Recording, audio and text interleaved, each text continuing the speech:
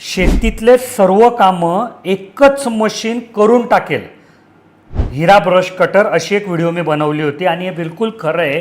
तुमचं तण काढणं असो, तुमचं जे मातीतली सरी पाडणी असो, झाडाच्या आजूबाजूचं रिंगण बनवणं असो किंवा काही हार्वेस्ट करायचं आहे ते असो किंवा बांधावरचे काही झाडं काढून टाकायचे ते असो, हे सर्व कामं हे ब्रश कटर करून टाकतं। तर त्याच्यामध्ये दोन प्रकार येतात। शेतकरी दादाने हे मला विचारलेलं आहे की बाबा साईड पॅक आणि बॅक पॅक, तर आम्ही कोणतं विकत घेतलं पाहिजे? तर बघा, प्रत्येक शेतकऱ्याने ब्रश कटर विकत घेत असताना बॅकपॅक ब्रश कटरच विकत घेतलं पाहिजे। जे साईड पॅक ब्रश कटर आहे ना, हे लँडस्केपच्या कामाकरता, म्हणजे ज्यांचं गार्डन वगैरे त्यांच्याकरता कामं येतं, तिच्याने तण वगैरे निघून जाईल।